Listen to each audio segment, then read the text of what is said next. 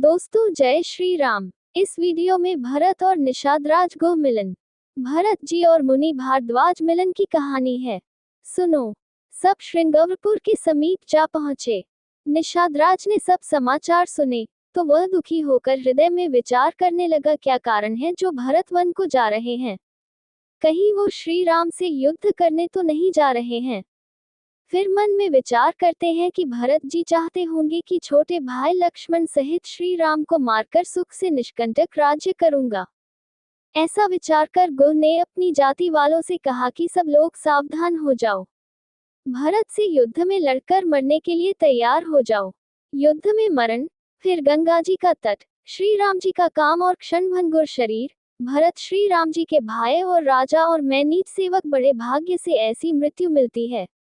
निषादराज ने मुनिराज वशिष्ठ जी को देखकर अपना नाम बतलाकर दूर ही से दंडवत प्रणाम किया।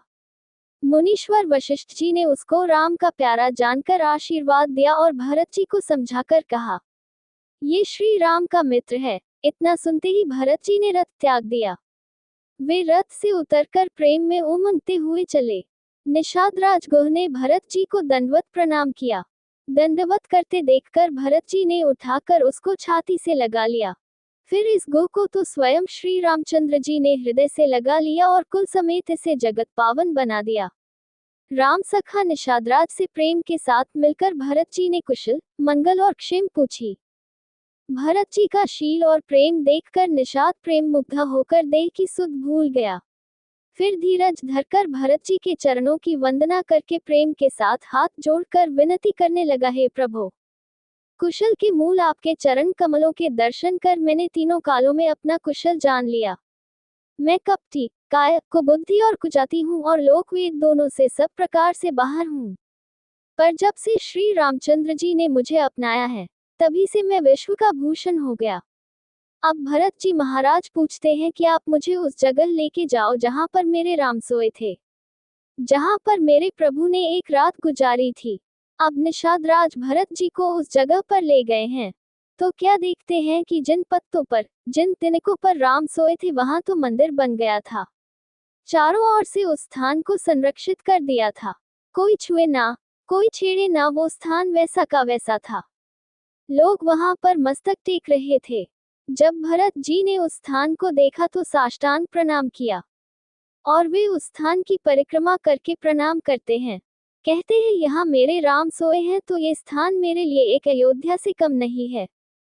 इस प्रकार रात भर सब लोग जागते रहे। सवेरा होते हैं यहाँ से फिर चले हैं। निषादराज को आगे करके पीछे सब माताओं की पालकियां चलाईं। छोटे भाई शत्रुघ्न जी को बुलाकर उनके साथ कर दिया।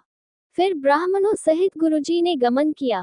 प्रेम में उमंग उमंग कर सीताराम सीताराम कहते हुए भरत जी ने तीसरे पहर प्रयाग में प्रवेश किया।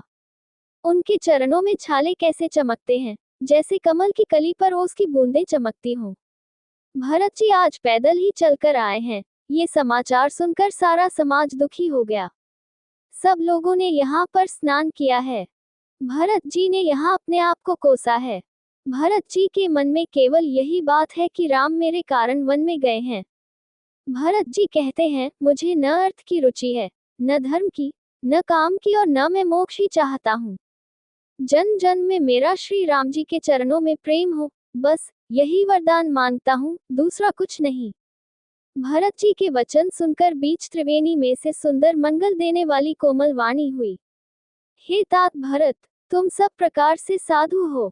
श्री रामचंद्र जी के चरणों में तुम्हारा अथाह प्रेम है। तुम व्यर्थ ही मन में ग्लानि कर रहे हो। श्री रामचंद्र जी को तुम्हारे समान प्रिय कोई नहीं है। त्रिवेणी जी के अनुकूल वचन सुनकर भरत जी का शरीर पुलकित हो गया, हृदय में हर्ष छा गया। भरत जी धन्य हैं, कहकर देवता हर्षित होकर फूल बरसाने लगे। भरत जी और मुनि भारद्वाज मिलन। इसके बाद भरत जी मुनिश्रेष्ठ भारद्वाज जी के आश्रम पर आए हैं। भरत जी ने मुनि को दंडवत प्रणाम किया है। उन्होंने दौड़कर भरत जी को उठाकर हृदय से लगा लिया और आशीर्वाद देकर कृतार्थ किया। भरत जी के शील और संकोच को देखकर ऋषि बोले, भरत सुनो, हम सब खबर पा चुके हैं।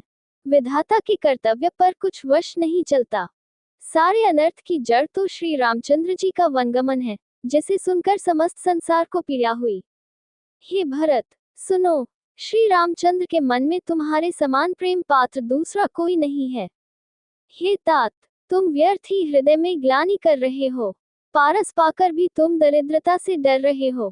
भरद्वाज मुनि ने यहाँ तक कह दिया, सुनो भरत, हम झूठ न कहीं, उदासीन तापस बन रहे ही, सब साधन कर सुफल सुहावा, लखन राम सिया दर्शनु पावा।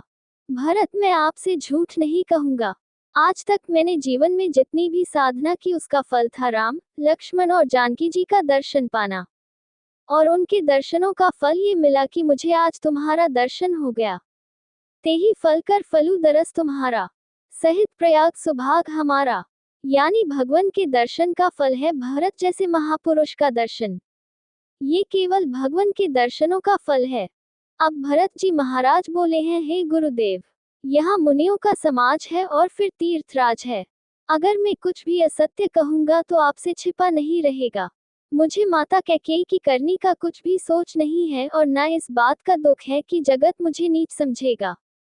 नहीं, मुझे पिताजी के मरने का ही शोक है, क्योंकि उन्होंने श्री रामचंद्र जी के विरह में अपने क्षणभंगुर शरीर को त्याग दिया। पर जानते हो कि मुझे क्या दुख है?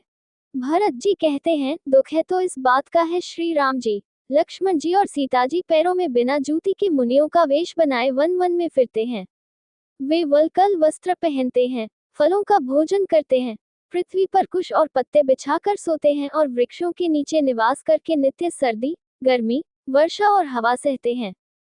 इसी दुख की जलन से निरंतर मेरी छाती जलती रहती है। मुझे न दिन में भूख लगती है, न रात को नींद आती है।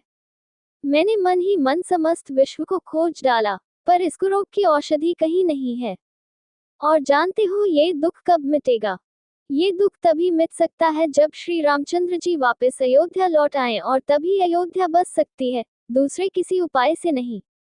मुनि जी भरत जी महाराज कहते हैं, हे तात, अधिक सोच मत करो, श्री रामचंद्र जी के चरणों का दर्शन करते ही सारा दुख मिट जाएगा। फिर मुनि ने सबको खाने के लिए कंदमूल और फल दिए हैं। मुनि ने सोचा कि भरत जी महाराज बहुत बड़े बड़े लोगों के साथ यहाँ आए हैं, माताएं भी हैं और नगरवासी भी हैं। मुनि कहते हैं, अब जैसा देवता हो वैसी ही उसकी पूजा भी होनी चाहिए।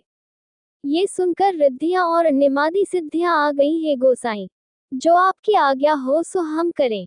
मुनिराज ने प्रसन्न होकर कहा, छोटे भाई शत्रुघ्न और समाज सहित भरत जी श्री रामचंद्र जी के विरह में व्याकुल हैं, इनका आतिथ्य सत्कार करके इनके श्रम को दूर करो।